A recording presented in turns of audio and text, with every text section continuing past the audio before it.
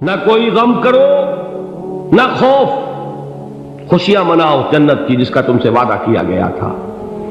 اللہ کی ربوبیت پر اطمینان جب انسان کو ہو جاتا، میرا رب اللہ ہے، ربی اللہ، انسان کے لیے نہ کوئی کھٹکا، نہ کوئی خطرہ، نہ کوئی خوف، نہ کوئی حزن۔ جو کچھ ہو رہا ہے کس کے اذن سے ہو رہا ہے؟ اللہ کے اذن سے۔ اللہ کے اذن کے بغیر پتہ تک نہیں ہلتا۔ یہ کوئی اندھا بہرا مادہ نہیں ہے جس سے مجھے کوئی خوف ہو۔ اندھا بھینسا چلا آ رہا ہو اس سے تو ڈرنے کا ہر انسان کو ڈرنا چاہیے، نہ معلوم کس کو ٹکر مار دے۔ لیکن نہیں، اس کائنات کو چلانے والا ایک سمیع و بصیر خدا ہے، وہ جو میرا دوست ہے، میرا ولی ہے۔ اللہ ولی الذین آمنوا یخرجہم من الظلمات الی النور۔ اللہ اہل ایمان کا ولی ہے، ساتھی ہے، پشت پناہ ہے، مددگار ہے، حمایتی ہے۔ بتائیے جسے یقین ہو جائے کہ اللہ میرا مددگار، اللہ میرا محافظ، اللہ میرا پشت پناہ، اللہ میرا حمایتی، اس کے لیے کوئی خوف ہوگا؟ اس سے کوئی ڈر ہوگا؟ میں مثال دیا کرتا ہوں ایک بہت سادہ، پنجاب کے دیہات کی۔ تو بڑا چودھری ہے اور کوئی غریب کسان ہے۔ اس غریب کسان کے جانوروں کو ہر وقت اندیشہ ہوگا چوری کا، کوئی میری بھینس کھول کر نہ لے جائے، کوئی میرا بیل کھول کر نہ لے جائے۔ لیکن جس کے بارے میں یہ سب کو معلوم ہو کہ وہ جو بڑا چودھری ہے وہ اس کا دوست ہے، اس کی بچیا کو کوئی خوف ہوگا؟ اس کی بھینس پر کوئی ہاتھ ڈالے گا؟ اسے کوئی اندیشہ ہوگا؟ نہیں۔ کیوں؟ کہ وہ بڑا چودھری، بڑا اس کا یہاں کا سردار، جاگیردار، سب کو معلوم ہے وہ میرا دوست ہے، کوئی میرے خلاف اقدام نہیں کر سکتا۔ اس دنیا میں یہ چھوٹی سی بات اگر آپ کے دلی اطمینان اور سکون کا باعث بن سکتی ہے تو ذرا تصور کیجئے۔ میں لفظ تصور استعمال کروں گا صرف اس لیے کہ اس کا ہم جس کو کہتے ہیں ادراک اور شعور کر نہیں سکتے، اگر کے ساتھ کر سکتے۔ اگر یقین ہو کہ اللہ میرا مددگار اور یقین ہو کہ اللہ ہر آن میرے ساتھ ہے، پھر کوئی خوف؟ کس کا خوف؟ کوئی شے اللہ سے بالا تر ہے؟ کوئی قوت اس سے زیادہ طاقتور ہے؟ کوئی اس کے ارادے کو بدلنے والا ہے؟ کوئی اس کی مشیت کے آڑے آنے والا ہے؟ یہی بات ہے جو حضور نے فرمائی، یہ ایمان کا حاصل ہے لب لباب، کہ دیکھو اچھی طرح اس بات کو ذہن نشین کر لو، اگر تمام انسان مل کر تمہیں کوئی نقصان پہنچانا چاہے نہیں پہنچا سکتے، مگر جو کچھ اللہ نے لکھ دیا ہو، اور تمام انسان مل کر تمہیں کوئی نفع پہنچانا چاہے نہیں پہنچا سکتے، مگر وہ شے جو اللہ نے طے کر دی۔ آپ پھر میں کہوں گا ذرا طاری کیجئے، اسے فرض کیجئے، اسے سوچئے۔ اگر اس حدیث پر ہمارا دل ٹھکا ہوا ہو تو کسی سے ڈر ہوگا؟ یہ مجھے نقصان نہ پہنچا دے، یہ میری رپورٹ خراب نہ کر دے، یہ میری انکریمنٹ نہ رکوا دے، یہ میرا یہ نہ بگاڑ دے، یہ میرے یہ نقصان نہ پہنچا دے۔ اس کا ڈر، اس کا ڈر، اس کا خوف، اس کی خوشامد، اس کے لیے جا کر طرح طرح سے اپنی عزت نفس کو ذلیل کروانا اس کے سامنے، یہ سب کچھ کیوں کرتا ہے انسان؟ جب سمجھتا ہے کہ اس کے ہاتھ میں میرا کوئی نفع ہے، اس کے ہاتھ میں میرے لیے کوئی ضرر ہے، یہ مجھے کوئی غضب پہنچا سکتا ہے، یہ مجھے کوئی نقصان پہنچا سکتا ہے، یہ میرا کوئی کام بنا سکتا ہے، یہ میری کوئی ضرورت پوری کر سکتا ہے، اسی کا نام شرک ہے۔ جہاں آپ نے یہ سمجھا کہ غیر اللہ کے اندر کوئی طاقت موجود ہے، وہی شرک ہے۔ بتوں سے تجھ کو امیدیں، خدا سے نو امیدی، مجھے بتا تو صحیح اور کافری کیا ہے؟ شرک تو یہ ہے۔ جس پر بھی تمہیں یہ خیال ہے، کلمہ ہے یہ کلمہ سوم، لا حول ولا قوت الا باللہ، ذرا اس پر دل کو کبھی اگر آپ تصور کریں، پھر فرض کریں، دل ٹھک جائے اس پر، کوئی طاقت نہیں۔ یہی بات تھی جو شیخ عبد القادر جیلانی رحمۃ اللہ علیہ نے اپنی وصیت میں اپنے بچے سے کہی۔ 11ویں دینے والے ہیں لیکن حضرت شیخ عبد القادر جیلانی کی وصیت اور تعلیمات کو کتنے لوگ ہیں تم جانتے ہو؟ یہ جن مقامات تک پہنچے ہیں وہ کس چیز کی بدولت پہنچے؟ انہوں نے جو پیغام دیا وہ کیا تھا؟ اے میرے بچے، جس طریقے سے قرآن مجید میں حضرت لقمان کی نصیحتیں جو ہے نقل کر دی گئی ہیں، میں یہ عرض کروں گا بالفرض اگر قرآن حضرت عبد القادر جیلانی کے بعد نازل ہوا ہوتا تو شیخ عبد القادر کی یہ نصیحتیں بھی قرآن میں درج ہوتی۔ اتنی اونچی نصیحتیں ہیں۔ اے میرے بچے، اس حقیقت کو ذہن نشین کر لے، لا فاعل فی الحقیقت ولا مؤثر الا اللہ۔ اس کائنات میں نہ کوئی فاعل حقیقی ہے نہ مؤثر حقیقی ہے سوائے اللہ۔ کسی شے میں کوئی تاثیر نہیں اگر اللہ نہ چاہے۔ آگ جلا نہیں سکتی اگر اللہ نہ چاہے، پانی ڈبو نہیں سکتا اگر اللہ نہ چاہے، زہر ہلاک نہیں کر سکتا اگر اللہ نہ چاہے، کوئی چیز فائدہ نہیں پہنچا سکتی اگر اللہ نہ چاہے۔ تو در در پہ کیوں سر جھکاتے ہو؟ در در پر کیوں جبیں سائی کرتے ہو؟ سب کے سامنے کیوں ہاتھ پھیلاتے ہو؟ ایک اللہ سے مانگو، ایک اللہ کے سامنے زمین پر اپنی جبین رکھو۔ لا فاعل فی الحقیقت ولا مؤثر الا اللہ۔ نظر آتا ہے ہمیں کہ پانی پیاس بجھا دیتا ہے، پیاس بجھانے کی صلاحیت پانی میں نہیں ہے، اللہ کے اذن سے۔ کھانا بھوک مٹا دیتا ہے، بھوک مٹانے کی صلاحیت کھانے میں نہیں ہے، اذن رب میں۔ دیکھیے یہی یقین تھا حضرت موسیٰ علیہ السلام کا واقعہ یاد کیجئے۔ سامنے سمندر آ گیا ہے، قوم دیکھتی ہے پیچھے کہ گرد و غبار کا طوفان۔ معلوم ہوا کہ فرعون اپنے لشکر سمیت آ گیا۔ لشکر جب چلتا تھا تیز رفتاری کے ساتھ تو گرد و غبار کا جو طوفان اٹھتا تھا اس کا تصور کیجیے، اور لمحہ بلمحہ وہ قریب آ رہا ہے۔ پوری قوم نے کیا کہا؟ اے موسیٰ انا لمدرکون، اے موسیٰ ہم کو پکڑے گئے۔ قرآن مجید نے تو یہاں وہ باتیں نہیں لکھی ہیں، لیکن تورات میں یہ درج ہے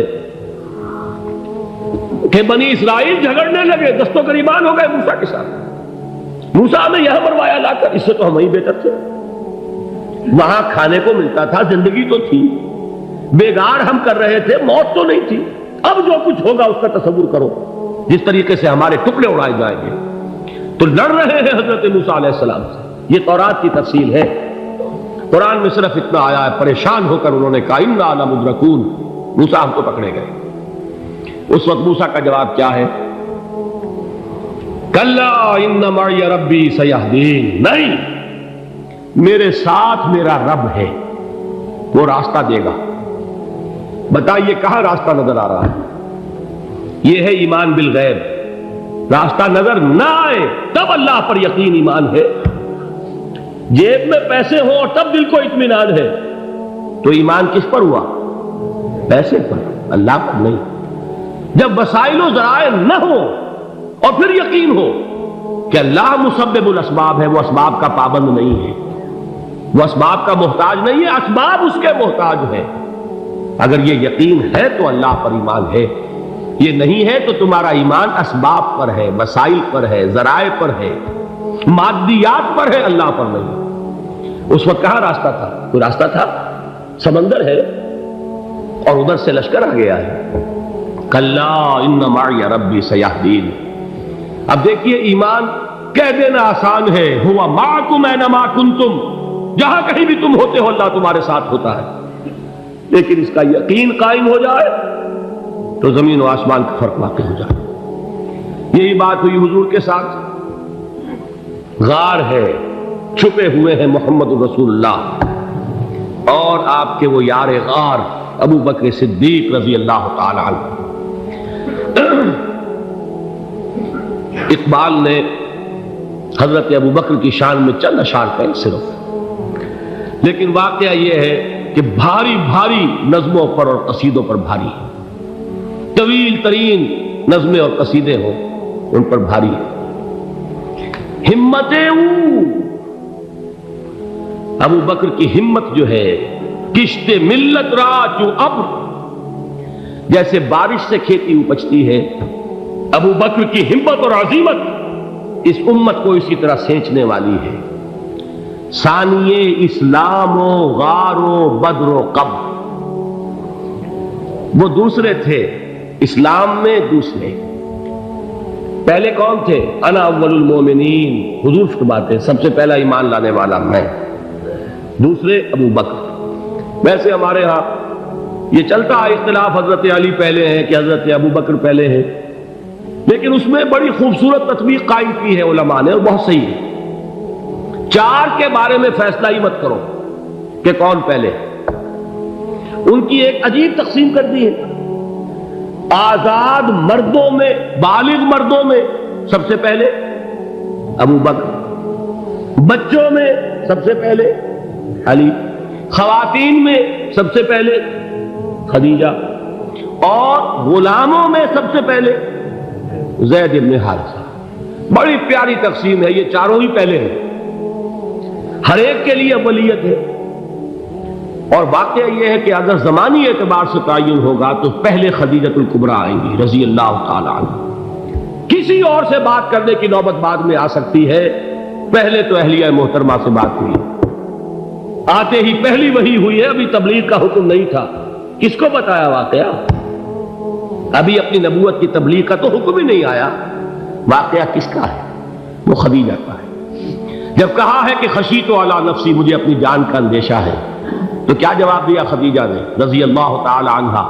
وہ صدیقۃ الکبریٰ ہے۔ صدیقات جو ہے خواتین، ان میں چوٹی پر خدیجۃ الکبریٰ ہے رضی اللہ تعالی عنہا، اور صدیق جو مرد ہیں ان میں صدیق اکبر ہے ابو بکر صدیق رضی اللہ تعالی عنہ، لیکن صدیقات میں چوٹی پر۔ جب حضور نے فرمایا خشیت علی نفسی، کیا فرمایا؟ کیا عرض کیا؟ کیسے تسلی دی؟